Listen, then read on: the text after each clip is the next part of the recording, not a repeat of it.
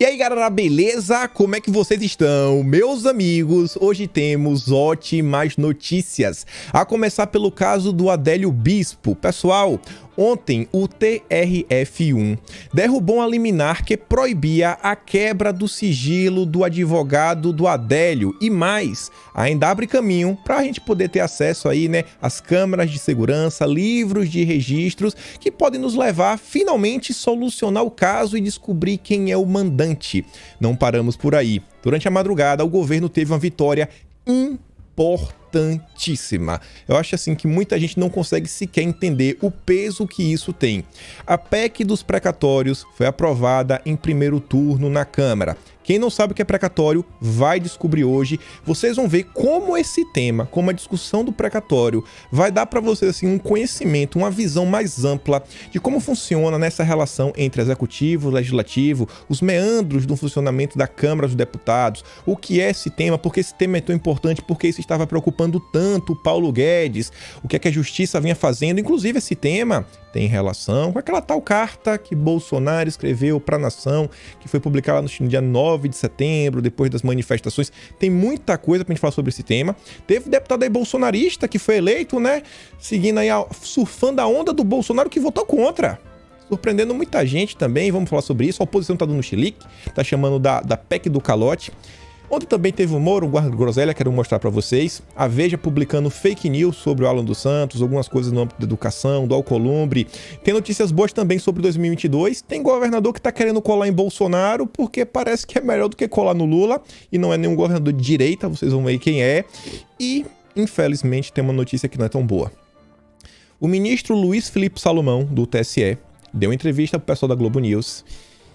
E ele falou que sim, Bolsonaro pode estar inelegível para as eleições de 2022 ou até pode vencer e depois ficar inelegível. Se tiver prova, a gente vai comentar, vai chegar lá, não quero dar nenhum spoiler. Vamos começar que tem muita coisa para falar e já vamos começar aqui sobre o caso do Adélio Bispo. A introdução foi muito longa, tem muito assunto. Gente do céu, essa notícia aqui pegou todo mundo assim, relativamente surpresa, todo mundo ficou, acho, muito feliz. É uma pergunta que tem 3 anos em aberto. 3 anos. Quem mandou tirar a vida de Jair Messias Bolsonaro? E o TRF1 derrubou a liminar que impedia investigação sobre a facada. Você viu, o TRF1 derrubou nesta quarta-feira restrições que impediam a retomada da investigação aberta para apurar a exigência de supostos mandantes do atentado contra Jair Bolsonaro durante a campanha eleitoral de 2018. Na sessão de julgamento, os desembargadores do TRF1 derrubaram a liminar que proibia, entre outros pontos, a quebra do sigilo bancário do advogado Zanoni Manuel de Oliveira Júnior, que atuou na defesa do Adélio Bispo de Oliveira, autor da facada contra o então candidato a presidente. Com a decisão desta quarta, também poderão ser analisadas imagens de câmeras de segurança de um hotel frequentado por Oliveira Júnior, no caso o advogado, e documentos que, em tese, poderiam trazer novos elementos ao caso, como livros caixa e comprovantes de pagamento de honorários e do telefone do advogado. Pessoal, e assim, tudo assim, são achismos nesse primeiro momento. Mas com tudo que aconteceu, no cenário que as coisas aconteceram, como tudo foi feito, esse advogado que chegou assim do nada, já tinham lá para ver o Adélio, eu custo a acreditar que o Adélio é só um cara biruta das ideias. Eu custo a acreditar que não tem mais ninguém envolvido, sabe, nesse meio, nessa confusão. Eu acho que essa pergunta que todo mundo quer saber, e eu acho que a resposta para isso pode até levar em uma completa mudança, não digo nem do cenário das eleições, mas do tabuleiro político do Brasil. Já pensou se tiver algum peixe grande envolvido nisso daqui? O escândalo que não vai ser ao redor de todo o Brasil, meu amigo. E sobre esse caso, a Frederico Assef, que é o advogado aí do presidente, ele comenta, isso aqui na revista Oeste, ele fala o seguinte, ó: a informação da reabertura do caso foi divulgada pelo advogado Frederico Assef, que detalhou o processo em entrevista coletiva. Encomendaram a morte do presidente da República, afirmou o advogado. Adélio, ele é um profissional, segundo as palavras do advogado de Bolsonaro, que foi cooptado para tirar a vida do presidente. Ele não agiu sozinho. ele não é biruta. Existem fortes indícios e robusto conjunto de provas de que a esquerda brasileira encomendou tudo. Na sessão do julgamento, os desembargadores do TRF1 derrubaram a liminar que proibia a quebra de sigilo bancário do advogado Zanoni Manuel de Oliveira Júnior. E aí fala do Frederico Wassef, não sei o que estou falando. Ó. É um caso singular, inusitado, em que Adélio Bispo não conhecia os advogados, não os contratou, não solicitou a presença nem a participação deles na defesa, observou Wassef. O que existe são pessoas, forças ocultas que, de bastidores, patrocinaram e pagaram os advogados. Eu acho que tem muita gente aí com medo, né, do desenrolar dessas investigações. Enquanto isso, eu tenho certeza que a maior parte do povo brasileiro só quer que a justiça seja feita. Vamos parar e prestar atenção, né? Os próximos dias, pelo menos, prometem. Uma quebra de sigilo, um advogado, e, gente, a gente não tá falando que ninguém, né, com foro privilegiado nem nada. E se tiver foro privilegiado, vai ficar ainda mais feio, né? Vai que aparece alguém com foro privilegiado no meio dessa confusão, ou seja, algum político. Vamos aguardar os desdobramentos. Continuando aqui, vejam só. Se lembra que ontem a gente comentou sobre o iFood, que serão várias matérias que bolsonaristas hackearam o iFood? Pois bem, a empresa veio aí em nota avisar o seguinte, ó. Restaurante tem nomes alterados por mensagem de apoio a Bolsonaro e contra Lula. Segundo o iFood, não houve hackeamento da plataforma, não teve hacker. A empresa explicou em nota que a troca de nomes foi feita indevidamente por um funcionário de uma prestadora de serviço que tinha permissão para ajustar informações cadastrais dos restaurantes na plataforma. E aí eu pergunto a vocês, ninguém quis divulgar o nome. A imprensa não está cobrando o nome do cara. Não está cobrando, ninguém quer saber quem é a pessoa. Ninguém quer saber e o iFood não quer informar. Porque em tese, né, olha só, em tese as mensagens são de apoio a Bolsonaro. A gente sabe que não, a gente sabe que é só para criar problemas contra o governo. Se esse cara aqui, ele realmente fosse apoiador do governo, se o cara que fez isso fosse apoiador de Bolsonaro, o nome dele já tinha rodado todo o Brasil. Ele já tinha perdido o emprego. Tava acontecendo a mesma coisa que aconteceu com o Maurício, porque ele fez um negócio lá que os imunizantes não funcionam. Ele fez essa afirmação. Tá aí. Se fosse um cara de esquerda, de direita, todo mundo tava sabendo o nome. Eu acho que esse cara aqui grita Lula livre. E estão tentando encobertar. Sobre essas questões aí que envolvem internet e tudo mais, vejam só o seguinte.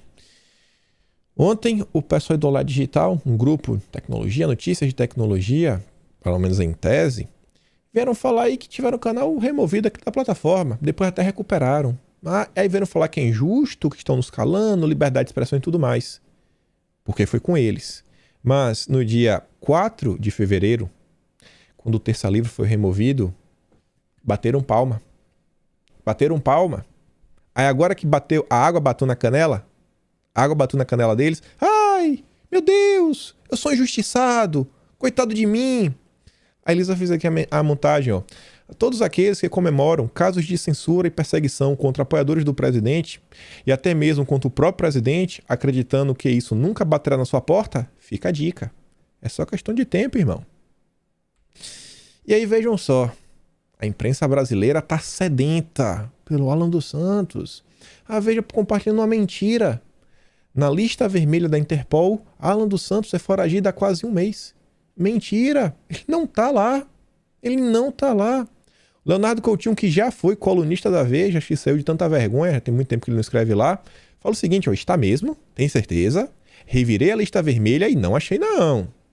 O único Alan dos Santos que aparece por lá é um brasileiro de 25 anos procurado pelo Paraguai por posse ilegal de arma e droga e por formação de quadrilha. O link está no post seguinte. Ele deixa o link, o passarinho impressor deixou a imagem, você vê, ó, o único Alan dos Santos é esse. Alan Gabrachet dos Santos, 25 anos.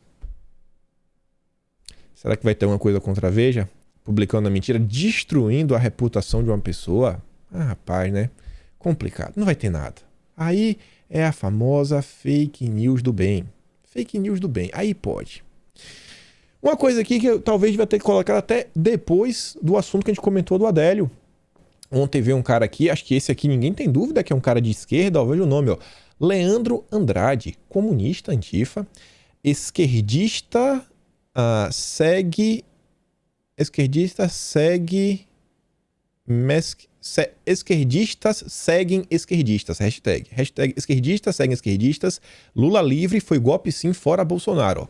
Foto de capa do PCdoB, mandando se filiar, louvando Paulo Freire, e ele fez uma postagem ontem falando o seguinte, nomes para ir pro paredão cubano depois que implementarmos o comunismo no Brasil. Quer colocar a gente no paredão? Magno Malta, Eduardo Bolsonaro, Daniel Silveira, Maurício Souza, Luciano Hang, Ricardo Salles, Mário Frias, o André Pociúncula, José Medeiros, Ernesto Araújo, Silas Malafaia, Bia Kicis, Oswaldo Eustáquio.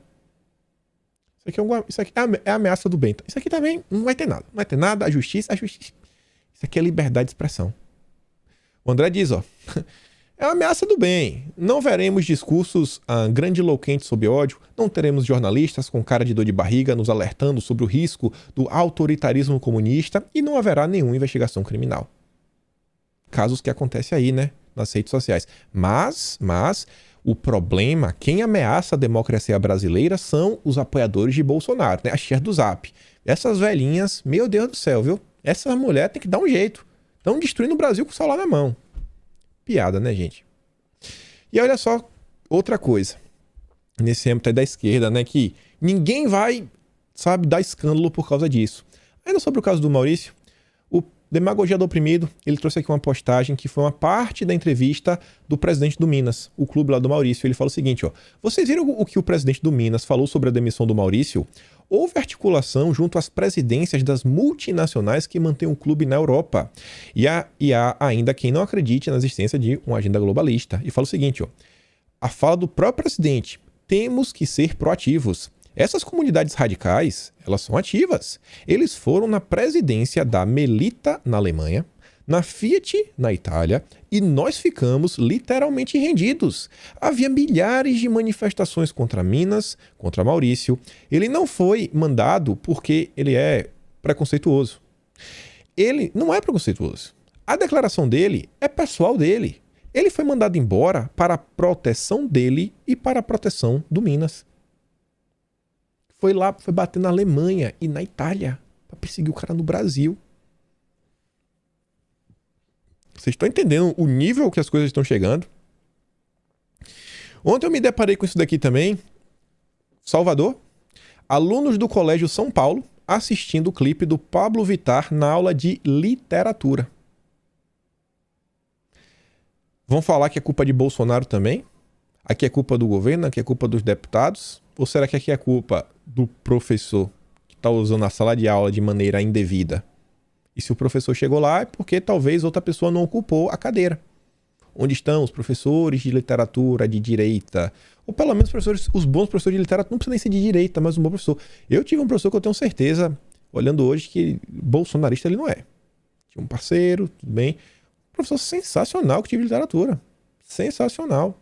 Jamais ele ia colocar isso daqui. Jamais. O método... Gente, pra você ter ideia, era assim, uma coisa que eu ficava de cara. Ele conseguia fazer uma sala de um monte de maluco com 15, 16 anos de idade, prestar atenção na aula de literatura sobre temas assim complexos, porque na maior parte do tempo ele oferecia alguns pontos extras para quem conseguisse trazer informações relevantes de alta cultura. Ele lia um poema na sala, se ele não botava o nome do autor, quem soubesse ganhava, sei lá, 0,25 na média. Se a pergunta era muito difícil, ele dava, sei lá, oferecia R$50 às vezes. O óculos da Lacoste que ele tinha. Tem uma vez que ele ofereceu, tinha essa chave do carro, mas quando ele fazia isso daí era coisa que ele sabia que ninguém ia acertar. Colocava lá, sei lá, um poema parnasiano do Olavo Bilac, falava assim, traduz o que é que o Olavo de Bilac realmente está tentando falar aqui.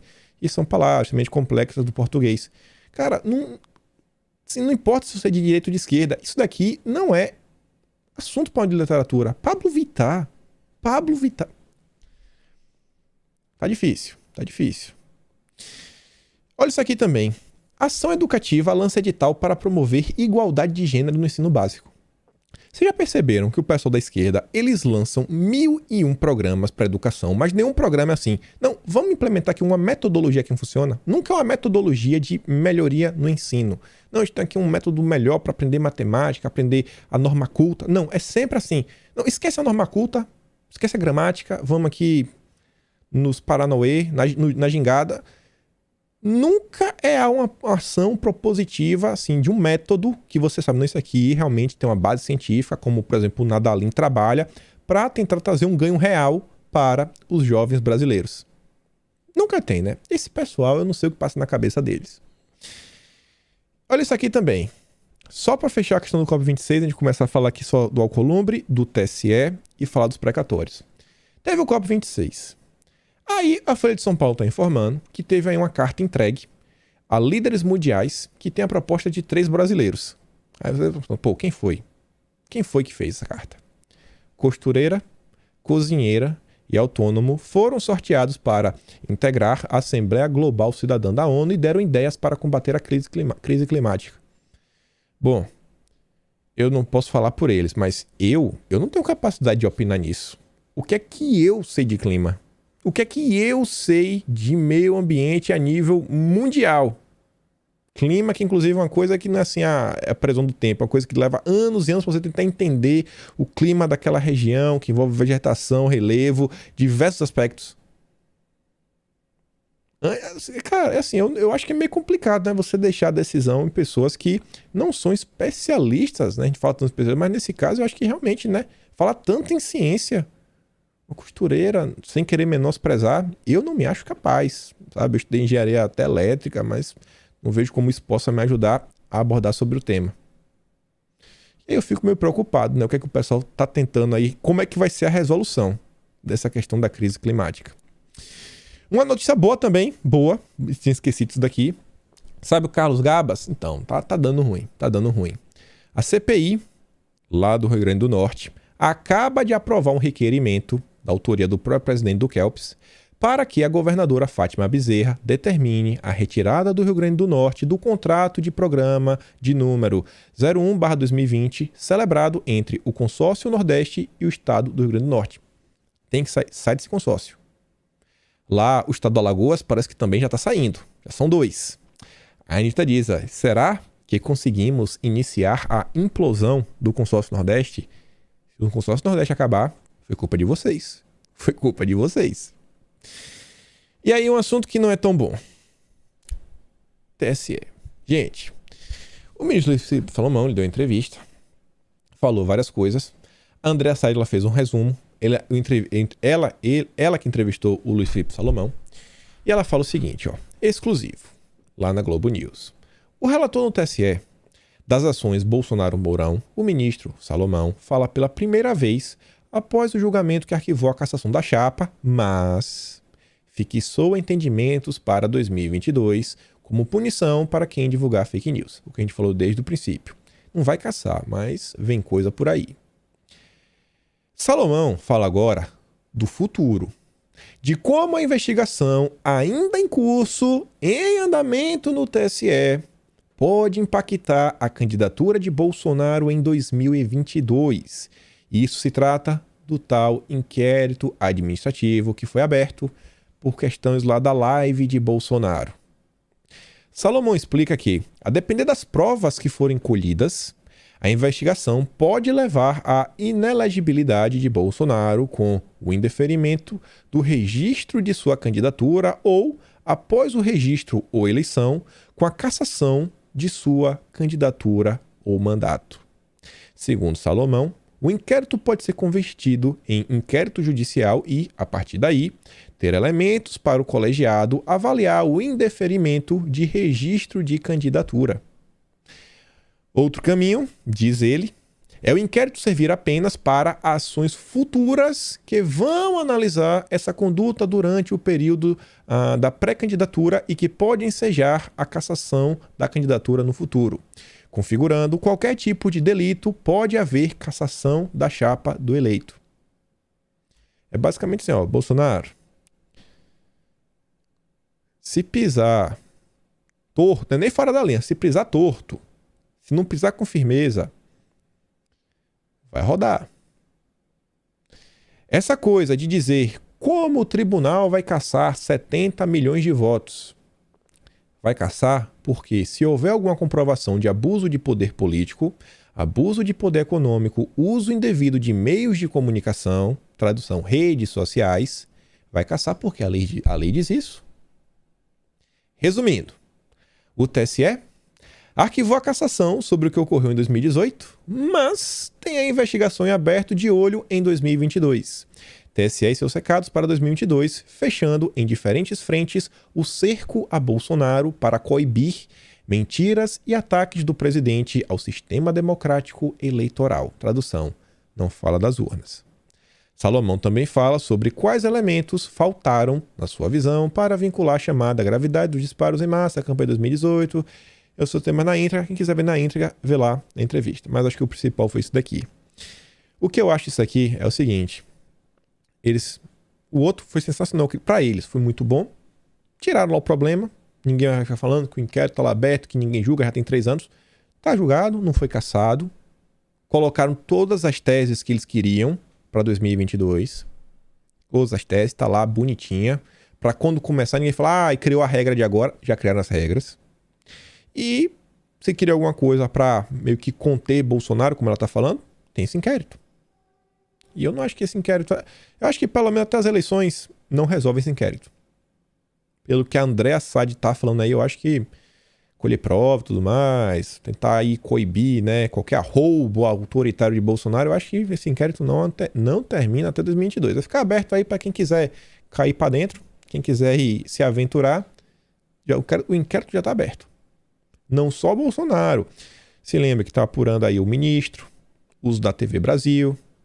Para pegar o Felipe Barros e jogar no meio, tá fácil também. Algum deputado que brincar o espertinho, tem que ficar de olho. No âmbito aqui da justiça, mas não falando da justiça em si, mas da nomeação para o STF, o Alcolumbre continua resistindo a pautar a sabatina de Mendonça ao STF, apesar de mutirão de Pacheco. O Pacheco aí decidiu fazer um mutirão de nomeações, sabe? Pautar todas as nomeações lá no Senado, para passar tudo, TCU, ST, o que tiver. Cara, vamos botar, vamos passar, embaixador, para tentar. O Alcolumbre falou que não vai não. Não, Mendonça não vou não. Segundo o Alcolumbre ainda, ele acha que a pressão sobre as rachadinhas já desapareceu e ninguém mais lembra. Saiu aí os aliados do Alcolumbre falando. Tá lá, ó.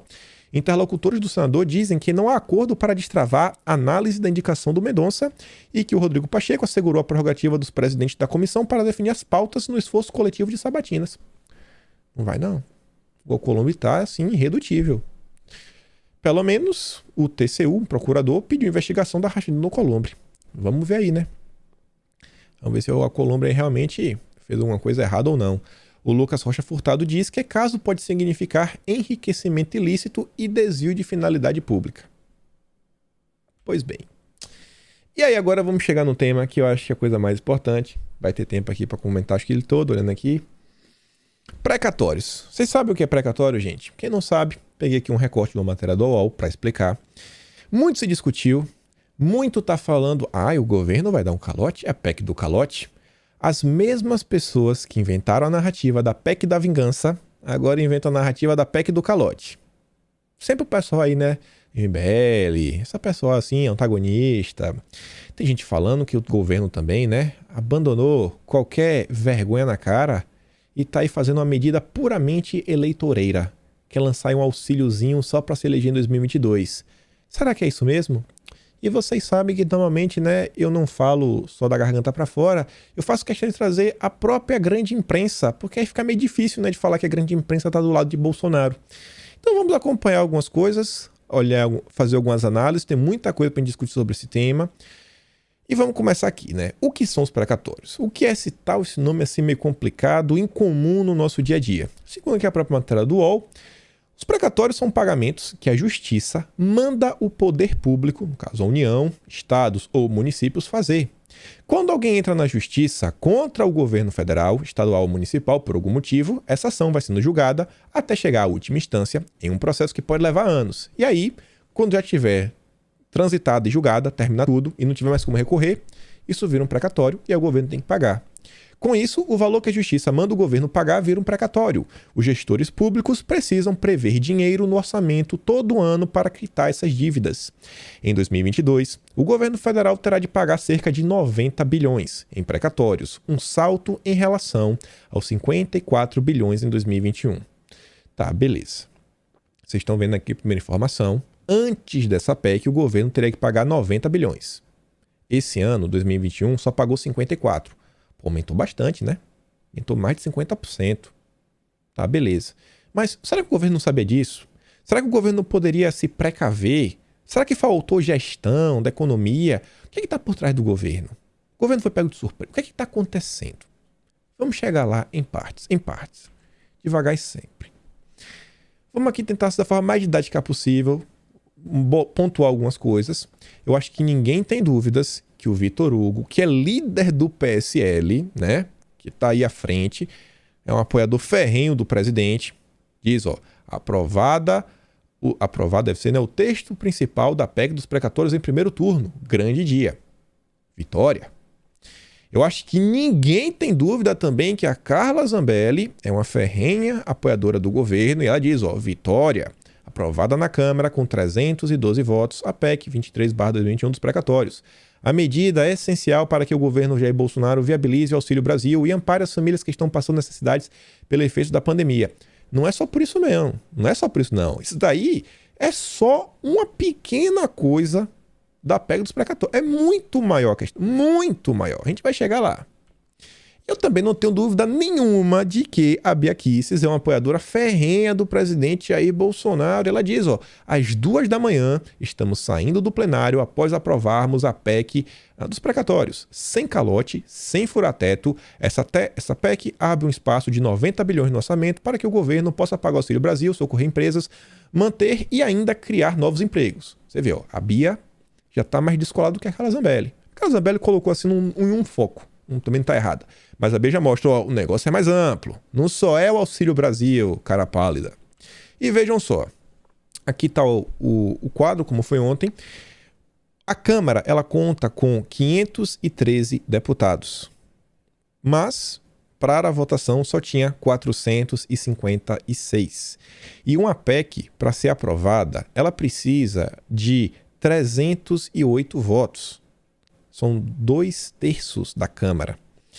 E aqui você pode ver como foi a orientação de cada partido, para você tentar entender se é sua medida que você deveria apoiar ou está contra. Vamos olhar quem está contra essa PEC. O PT está contra, o MDB está contra, o PSB está contra, o PSOL está contra, Podemos também do Sérgio Moro, mas mudou, estava a favor, mudou, né? Será que foi para agradar o Moro? O Novo tá contra, o Novo tá junto com o PT, viu? PCdoB tá contra, Cidadania tá contra e o PV tá contra. Todos os partidos de esquerda, com exceção do PDT, o PDT do Ciro Gomes, sim, a gente tem que falar dele. Então é isso, colocando a favor. Surpreendente? Sim, mas tem explicações, vocês vão entender também. Os partidos da esquerda, juntos ao Novo, né, que é o pessoal com dinheiro, é o pessoal da Faria Lima, todo mundo contra. Quem estava a favor, você vê a base do governo, até o PTB, o PTB a favor, republicanos, o partido do Bolsonaro disse que pode ir, PL, PP, até o PSD estava a favor, o PSDB, PSL, então os bolsonaristas, todo mundo a favor. E aí eu quero dar destaque a algumas pessoas que votaram contra. Mesmo o DEM orientando as pessoas a votar a favor, o senhor Kim Kataguiri votou contra. MBL tem que estar contra. No Novo, todo mundo votou contra. Todo mundo votou contra, né? Esse pessoal do Novo, eles pensam em tudo menos no Brasil. Será que o Novo diz que são representantes, né, do pessoal dos liberais? Tem muito liberal no mercado financeiro. Como é que o mercado financeiro recebeu essa PEC? A gente também vai falar sobre isso no vídeo de hoje. Aí você vê, o Marcelo Ramos votou contra. Cara, esse cara é intragável. É intragável. E é do PL. Partido do Valdemar Costa Neto que tá doido pra ter Bolsonaro nos quadros. Professora Dani Pimentel, óbvio, né? Do PSL, traidora do governo. Joyce também votou contra. E aí tem 3 nomes que me surpreenderam bastante. O Paulo Eduardo Martins. Ele até pode falar que não, mas ele não é tão bolsonarista assim, mas, amigo, surfou a ondinha da direita, né? Surfou, votou contra. E aí, 2 que não pode falar de jeito nenhum, que não surfaram na onda de Bolsonaro. Uma é a Caroline de Tone, Carol de Tone, e o Luiz Felipe de Orleans e Bragança.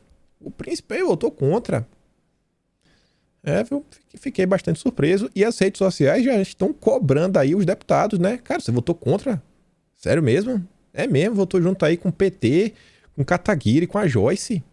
O que aconteceu com você? Apertou o botão errado? É bom ver qual é também a explicação deles. Às vezes pode ter uma explicação. Mas vamos continuar. Eu vi esse post aqui e já é uma coisa interessante. porque mostra que às vezes as pessoas não conseguem entender o funcionamento. E o General Pica-Pau, eu posso reclamar dele, a gente troca ideia lá no Twitter, a gente não vai ter nenhuma inimizade depois disso, a gente brinca direto um com o outro. E ele fala o seguinte, ó, ele traz a matéria do Metrópolis que fala o seguinte, ó, agora, em votação apertada, a PEC foi aprovada. E ele tá falando, cara, apertada? Como assim? 312 a 144, isso é uma piada. Mas, infelizmente, general, o Metrópolis está certo. Por 5 votos, a oposição não conseguiu derrubar o governo. 5 votos a menos, não tinha passado. Não importa a distância entre votos. Ai, venceu com mais de 100 votos de distância. Não, isso não importa. O que importa é ter 308 votos. O que importa é ter 308. É só isso que importa. Se fosse 307 a, sei lá, a 1, tinha perdido. Porque precisa de 308 votos. Então, realmente foi uma vitória muito apertada. Muito apertada. E aí você vê aqui, ó, o William de Luca, um cara da esquerda, tá revoltado, falando, ó, outro partido que poderia ter decretado a derrota da PEC era o Podemos, do recém-filiado Sérgio Moro. Contrariando, porém, a posição do seu presidenciável, o partido deu 5 dos 9 votos que tem na Câmara para o governo de Jair Bolsonaro. Imagina, porque o Podemos ia votar sim, mudou. Se não fosse 5 votos, imagina se eles tivessem deixado de votar os 5. Ia perder, ia ficar com 300, ia ficar faltando um voto. Aí eu só relembro, né? Paulo Eduardo Martins, Carol de Tone e Luiz Felipe de Orleans Bragança. O que é que vocês estão na cabeça? Espero que realmente tenha uma razão por trás de tudo isso. Essa questão do precatórios é muito maior do que apenas o Auxílio Brasil e a gente chega lá. Aí você vê aqui, ó, tem muita gente falando que essa PEC é a PEC do calote. Que vai dar calote. Eu acho que as pessoas não sabem o que é calote. Fiz até questão de trazer aqui o dicionário. Vou aqui ver na expressão, ó, dar calote. Faltar com o pagamento de uma dívida. Assumir a dívida sem intenção de saldá-la. Passar calote. Mais gente querendo ganhar dinheiro sem fazer nada, mais gente querendo passar o calote, mais aporrinhação. O governo não contraiu uma dívida. Então não tem como ser calote. O governo também não está tentando não pagar. Essa PEC é para meio que parcelar. Fazer uma rolagem dos pagamentos. Paga um pouco ano que vem, paga mais um tanto em 2023 e paga o final em 2024. Basicamente isso. Simples assim.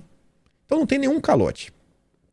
É um nome aqui muito bonitinho, só para gerar emoção em militante que não entende de nada e chorar nas redes sociais.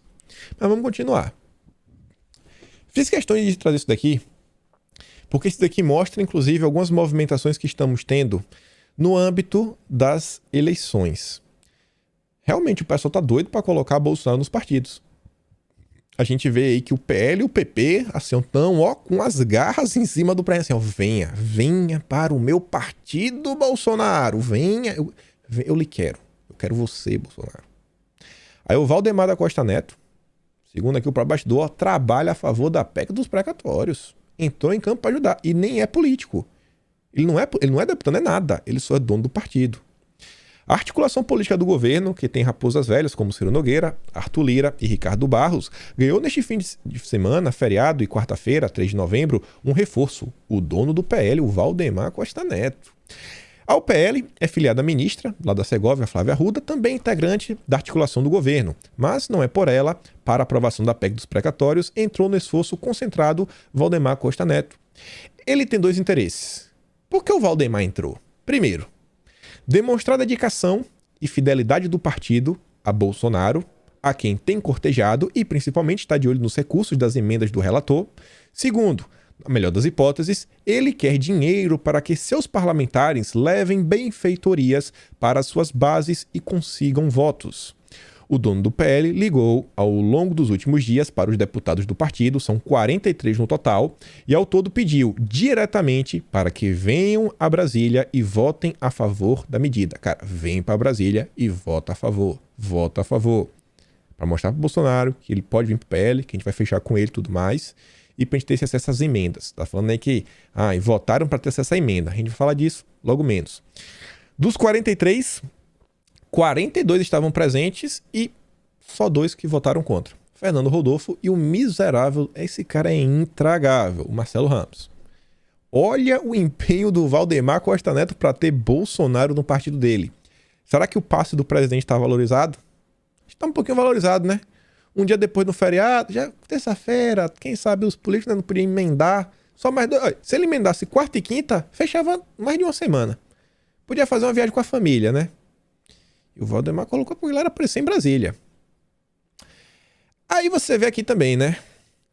O PP também não foi pra trás. O Lira também entrou em campo pra garantir que, cara, peraí. O Valdemar tá trabalhando, também eu tenho que trabalhar, porque a gente também quer Bolsonaro no partido. Lira admite que PEC dos precatórios pode ser derrotada na Câmara e governo precisará de plano B. Não foi fácil de aprovar, foi 312. E, gente, primeiro, a oposição entrou aí com o famoso kit obstrução para tentar derrubar essa PEC. Só que aí foram derrotados. E isso daí o pessoal ficou temeroso. Por quê? No primeiro teste, o número de votos ficou por um fio. A Câmara rejeitou o requerimento da oposição para a retirada do texto da pauta, mas por 307 a 148. Apesar da derrota, a oposição comemorou, já que o placar indicava que o governo terá dificuldade para aprovar a PEC. São necessários pelo menos 308 votos em 2 turnos de votação. Só foi o primeiro ainda. Não conseguiram os 307. Durante a votação, já chega lá, né? Você que já estava aqui. Aí vejam só, o Lira trabalhou o dia inteiro também para tentar aprovar o negócio. Bancada da Educação fecha acordo com Lira para apoiar a PEC dos precatórios. Lira fez um acordo aí porque tinha questão do Fundef e sem impactar principalmente pagamento de indenizações para professores, pessoas ligadas à questão da educação como um todo. E falou, vamos parcelar, a gente vai pagar para os estados aí, ano que vem 40%, depois 30% e 30%. Nesse acordo aí conseguiu deixar todo mundo feliz, contente, sorridente. E foram esses votos, você vê. Além disso, Lira se comprometeu a pautar um projeto do ex-deputado JHC do PSB de Alagoas, atual prefeito de Maceió, que garante 60% desses recursos serão destinados ao pagamento de professores. A categoria era a principal mobilizada contra a aprovação da PEC, justamente porque seria afetada pelo atraso nos pagamentos. Mas os sindicatos deram aval ao acordo. Olha que confusão.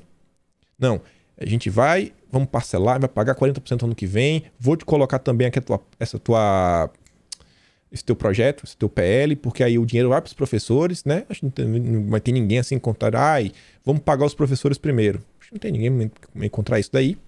Vamos aqui, traz os votos. Você vê PSB. O governo teve votos do PSB, a esquerda ficou com raiva. E também do PDT. Câmara aprova a PEC dos precatórios em primeiro turno com margem de apenas 4 votos. Lira, no entanto, angariou votos da oposição que tinha como meta priorizar o pagamento dos precatórios que a União deve aos estados em decorrência das ações judiciais envolvendo o Fundef, antigo Fundo de Educação Básica. Pelo acordo, em vez de entrar na fila das dívidas judiciais, elas passam ao começo da fila e serão pagos de forma parcelada, 40%, 30% e 30%. O acerto foi antecipado pelo Estadão. Com essa concessão, ganhou apoio de 15 parlamentares do PDT, partido de oposição ao governo Jair Bolsonaro. E outra coisa, por quê? Porque, na sua vez, o governo, né, conseguiu passar uma PEC que a oposição votou a favor.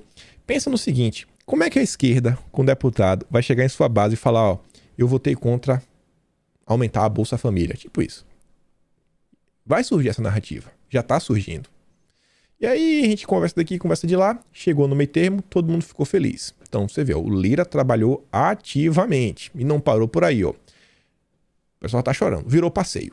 Para executar o furo no teto de gastos, Lira fura regimento interno da Câmara. Lira não vai furar o teto de gastos. O governo não vai furar. Mas Lira aí, né?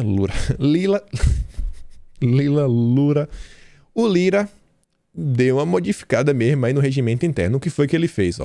Arthur Lira muda ato da mesa de dia anterior para permitir que deputados em missão oficial possam votar. A ideia é garantir os votos dos governistas que estão na comitiva Carla Zambelli da COP26. A Carla Zambelli, os deputados que não iam estar em campo, cara, vai poder votar de forma remota. O Lira mexendo, o pessoal ficou chateado. Deputados falam em casuísmo e tapetão de Lira depois de ato que permite votação à distância. Gente, eu não sei se isso realmente foi no tapetão, se o Lira fez algo errado. Se ele fez algo errado, na boa, eu sou contra, porque se hoje algo errado está sendo usado para passar uma coisa no governo, depois pode ser utilizado para passar alguma coisa contra o governo. Então tem que ser meio que o certo pelo certo nesse momento. Não sei, tem que olhar. Isso eu não consegui descobrir esse final, não entendo profundamente de regimento interno na Câmara, mas só quero dar destaque que olha quem ficou com raiva disso. Beleza, assim, ó.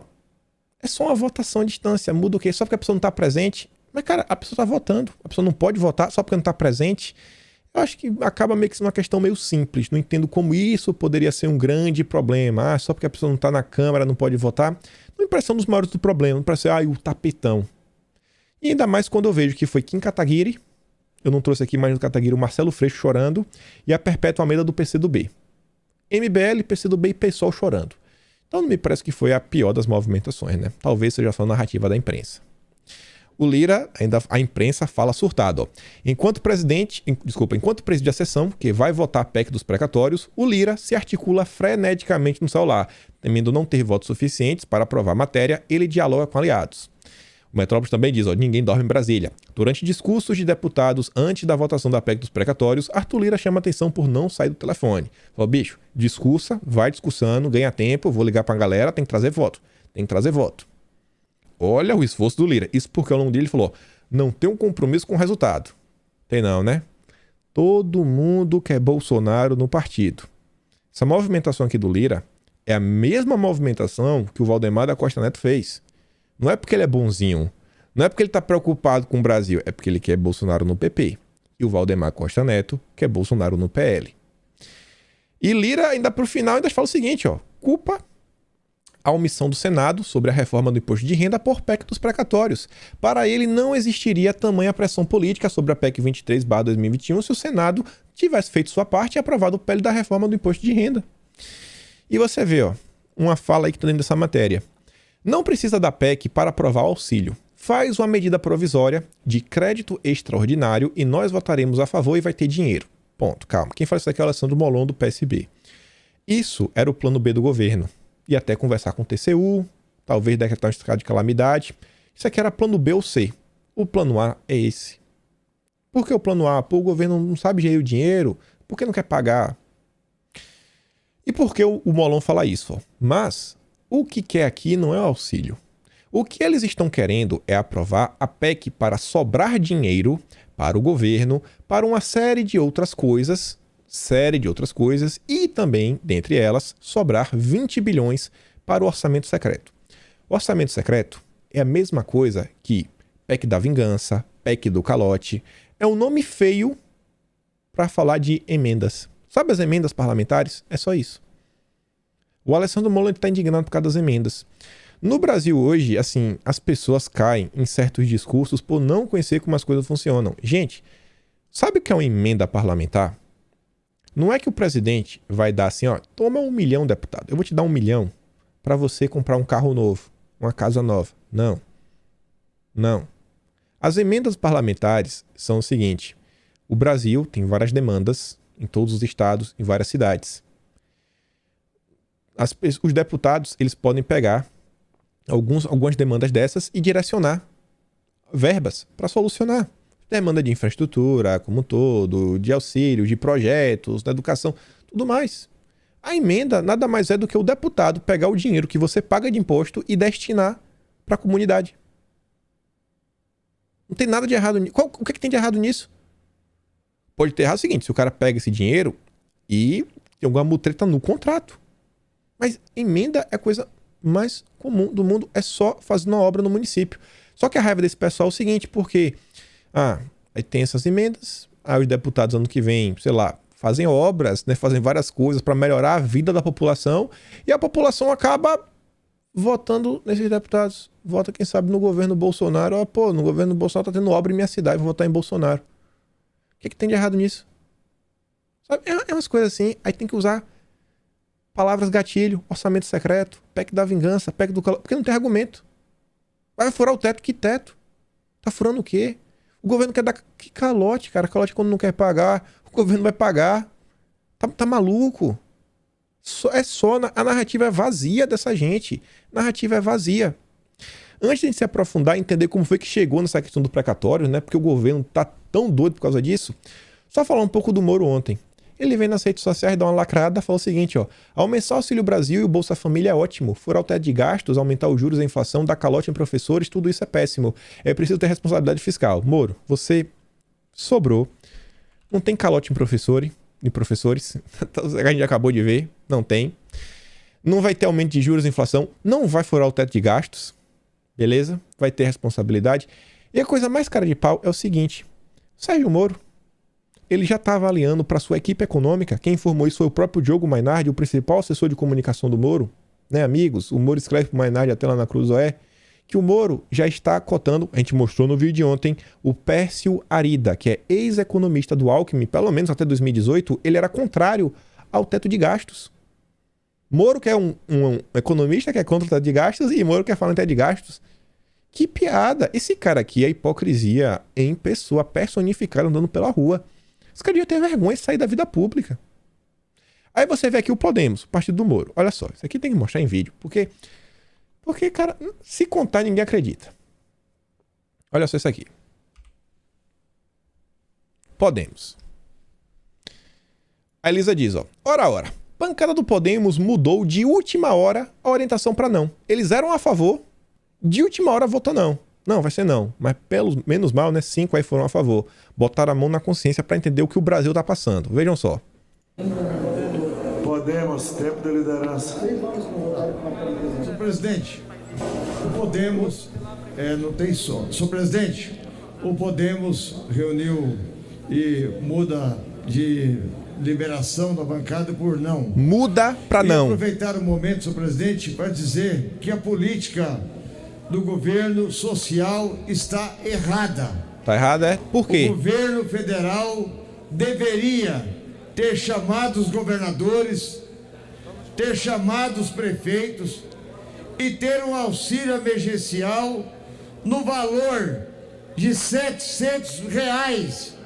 Esse é um valor digno de uma família que não tem emprego, de uma família que paga aluguel, de uma família que está sofrendo com a pandemia porque perdeu o seu emprego. Eu concordo com ele quando ele diz que para realmente ser um valor para uma família conseguir realmente, sabe, pagar as contas, cara, 400 não dá. Mas me parece que ele não está muito preocupado com a responsabilidade fiscal, né? Sérgio Moro vem arrotar responsabilidade fiscal e o partido do Moro quer dar um auxílio de R$700. A hipocrisia, cara, é algo assim que não dá. Não dá. Eu vejo a galera sofrendo de traidor. Gente, traidor seria o menor dos problemas do Moro. O menor dos problemas. Aí você aqui, ó, só ainda sobre o caso Moro. O Kataguiri, porque o Moro vai lá no Congresso do MBL, né? Já ganhou destaque. Apareceu 2 vezes ontem no antagonista. Porque o Moro, falei, não, o Moro vai estar no Congresso do MBL, vou estar lá, vai estar entrevistando Danilo Gentili. Ai, que lindo, que lindo. E olha isso daqui. 14 matérias só nas últimas 6 horas. Isso aqui foi a postagem, foi feita, ó, a meio-dia. Meio-dia e 40. Entre 6h40 da manhã, meio-dia e 40, o antagonista já tinha feito 14 matérias só sobre o Moro. Falando do Moro. O Bolso Roosevelt diz, ó, antagonista apenas nas últimas horas. É inacreditável. Esse blog é um veículo de imprensa ou um comitê eleitoral? Pergunta, o TSE não deveria abrir uma investigação? Meio que parece que é abuso de poder político, né?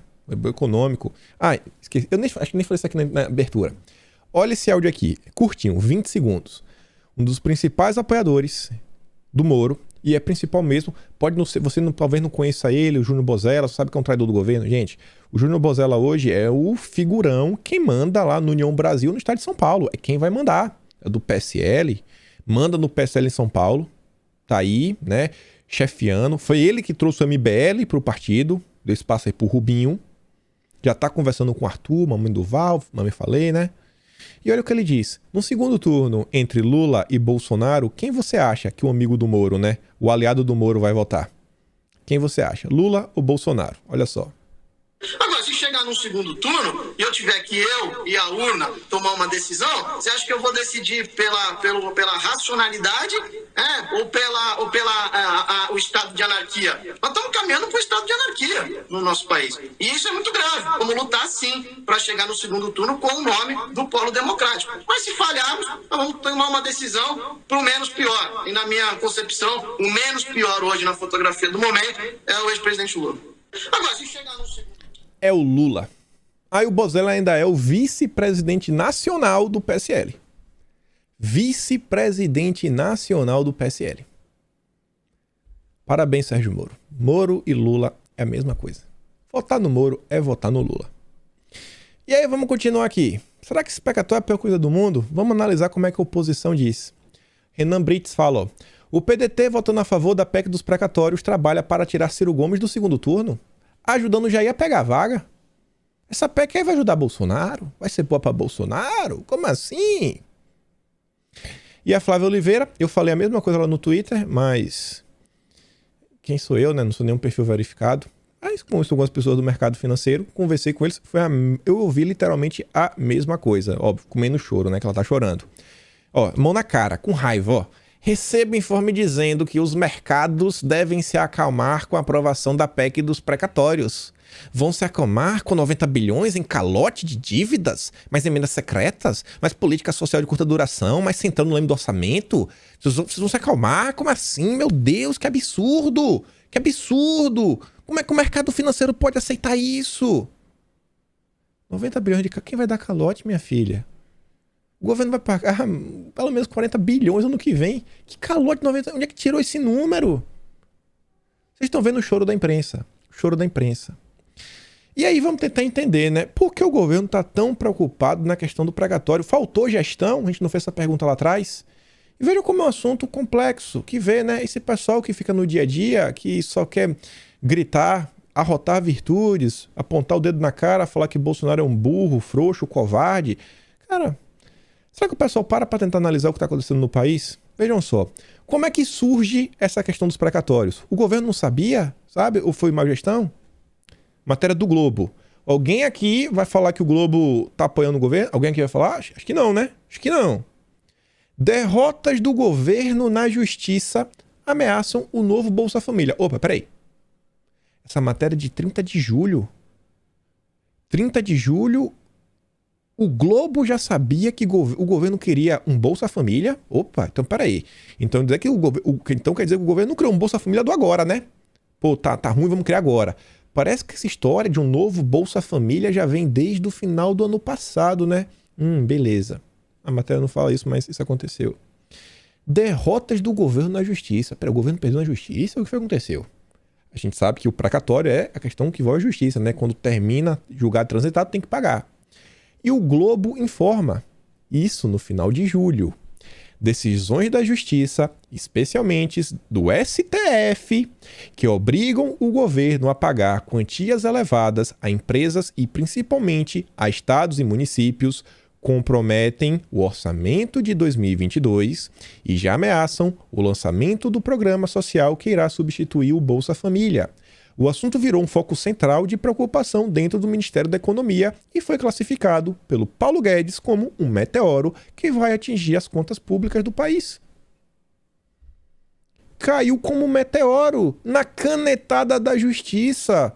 Ninguém avisou para o governo que teria os precatórios para pagar. No meio do caminho tinha um buraco. Toma canetada. Matéria do Poder 360, do mesmo período. Ó. Governo terá de pagar 89 bilhões de dívidas judiciais em 2022. Equivalem a 75% das despesas não obrigatórias. Olha só. O Ministério da Economia foi informado pelo Poder Judiciário, amigão, no dia 20 de julho, sobre o valor total dos precatórios que terá obrigatoriamente de constar no orçamento de 2022 e ser pago ao longo do ano. 89 bilhões. O ministro Paulo Guedes classifica esse rombo como um meteoro que vai atingir as contas públicas do país. Essa cifra é recorde para pagamentos de dívidas judiciais pela União. O montante corresponde a basicamente 75% das despesas não obrigatórias de 2021, fixadas em 119,3 bilhões e que não tendem a ser muito diferentes no ano que vem. Tradução é o seguinte, ó. O orçamento do governo para o ano que vem seria de 119 bilhões. Esse orçamento é o quê? Pô, a gente quer fazer um programa novo, a gente quer fazer isso, a gente quer fazer aquilo outro. Sabe essas coisas que o governo inventa de fazer do nada? Pô, vamos fazer aqui umas obras pro Tarcísio. Tarcísio, toma aqui esse dinheiro, vai lá e toca o pau. O orçamento obrigatório, o que é o orçamento obrigatório? Pagamento de funcionário, pagamento da dívida da União, né? A dívida internacional que tem lá com os bancos, FMI, BID, Banco Mundial. Complementos assim, são trilhão. Essas daí são na casa de trilhão. O José Maria Trindade ontem, o José Maria Trindade, que nem apoiador do governo, falou isso lá também no Jovem Pan, no Pingo nos Is. Então, o governo teria 75% do orçamento totalmente comprometido. O governo entra no seguinte com 25% do orçamento. Não dá pra fazer nada. Não dá pra fazer literalmente nada. Vocês, que principalmente os que assistem os vídeos de forma recorrente, o que a gente comentou nos últimos dias? O próprio Lula falou, pô, eu vou voltar aí pro governo, cara, eu quero poder ter uma bancada, ter uma maioria, pra poder botar coisa no trilho, eu quero poder voltar ao orçamento, porque do jeito que tá complicado. O Murilo de Aragão, lá da Arco Advice, principal analista do país, né, dessas empresas que você contrata aí por consultoria, falou, pô, tá difícil, o governo não tem mais o poder das MPs, né, desculpa, das emendas, pra tentar negociar. Não ia ter nenhum orçamento, nenhum. Aqui tem um gráfico, ó. Aqui seria mais ou menos o valor você paga coisa, mas você vê aqui, ó. Se fosse seguir na linha, assim, uma crescente, no máximo, sei lá, eu diria que é assim, né? Olha o salto. Olha quanto se pagava em 2010, 2015. Olha como veio crescendo em 2020, 2020, 2021, mesmo padrão. Olha o salto. Será que isso daqui caiu no colo do governo? E aí, quando teve lá o dia 9, a carta de Bolsonaro, a gente comentou, entre as possíveis preocupações que o governo tinha, estava tentando resolver, o que constava lá que a gente comentou? A questão dos precatórios. Ia tirar todo o orçamento, o governo não tem como fazer nada no que vem. Ia basicamente começar o ano só pagando conta. Bolsonaro, pô, tá precisando de... Não tem dinheiro não, mano. Não tem dinheiro não. Pô, mas pareceu que é uma emergência, a Amazônia tá pegando fogo. Pô, mano, não tem dinheiro não. Tá sem orçamento nenhum. Tá sem orçamento nenhum. E teve gente aí contrária à PEC dos precatórios, que só vai parcelar. Ficou, acho que claro o que tá acontecendo. Acho que tá bem claro, né? Bem desenhado. 30 de julho, ó. 30 de julho. Governo quer mudanças para conter meteoro de até 90 bilhões. Aí falava, ó, a elevação nos gastos precatórios, que é como precatório, cara. Pô, assim, ninguém esperava. Sabe, um valor bem maior do que os 54,75 bilhões deste ano. Na mesma entrevista, o Guedes disse que o governo precisa disparar um míssil para impedir que o meteoro acerte a Terra. Tem que fazer alguma coisa. Neste caso, as finanças da União. O pagamento dos precatórios fica sob o guarda-chuva do teto de gastos, a regra que limita o avanço das despesas à inflação. E o governo já tem outras pretensões para o espaço disponível, como a reformulação do Bolsa Família. Toda a imprensa já sabia de tudo que estava rolando. E do dia para noite vem com o PEC do calote, que isso, que aquilo outro. Olha isso daqui. Pra gente já fechar o vídeo, acho que tem mais uma coisinha ou outra, ó. Centrão celebra a vitória. Hoje a esquerda realmente ficou nua. Ficou totalmente contraditória. Como é que a esquerda pode votar contra o Auxílio Brasil, que está dobrando o valor do Bolsa Família? Como é que o deputado do PT vai chegar em sua base e vai olhar para o seu eleitor e dizer, eu votei contra os R$400? Gente, a gente está na mão de mais uma pauta que a gente podia surfar nas redes sociais, sabe? É algo que o governo pode celebrar para a população ver, cara, olha... Sabe, o governo trabalhando pelos mais pobres, pelos miseráveis, porque não tem nem tá tendo dinheiro para comer, não é para pagar a conta não, é para comer, não é para comprar um tênis novo, é para comer, sobreviver. E tem gente brigando, o governo tá dando um calote, O que tem gente na direita que caiu no papo do calote, não é brincadeira. Não vai dar tempo de falar as coisas ligadas à eleição. Eu prefiro falar de tudo junto, porque não só tem essa matéria para falar de Bolsonaro, tem a matéria também do governador e tudo mais. Mas acho que agora vocês conseguiram entender o que é esse tal de precatórios, por que isso era um problema. O governo ia começar o ano que vem com as mãos completamente amarradas, não tinha dinheiro para nada. 75% do orçamento já está comprometido. O governo entrou o ano com apenas 25% do orçamento. Por quê? Porque a justiça, na canetada, falou tem que pagar no que vem. Procura na internet depois, se tiver interesse. Precatórios, STF. Vai ter matéria da própria imprensa falando que o Supremo estaria usando os precatórios, né, para causar problemas para o governo por causa dos arroubos autoritários que Bolsonaro vinha tendo contra o ministro Alexandre de Moraes, Barroso, as urnas e tudo mais. Mas tem gente que prefere cair na conversa mole da PEC do calote. PEC da vingança, orçamento secreto. Olha o tema, olha como ele é profundo, olha como ele abre, sabe? Veja as dificuldades que são, veja como os políticos se movimentam, o que tem de interesse por trás, como isso também está ligado com as eleições de 2022, não só porque é um plano social que vai trazer votos, a esquerda está em choque, mas como também eles querem Bolsonaro no partido, olha como o mercado financeiro reagiu, olha no macro, beleza? Ficamos por aqui, compartilha esse vídeo, ajuda o canal a crescer, ajuda, chegando a 500 mil no final do ano, será que dá nesse 2 mesezinhos? Se inscreve no canal, né? Se inscreve nas minhas redes. Se você gosta do meu trabalho e apoia, considere-me, apoia aqui se tornando membro lá no Patreon. E a gente se vê amanhã. Aquele grande beijo, abraço e tamo juntos, meus amigos. Fui!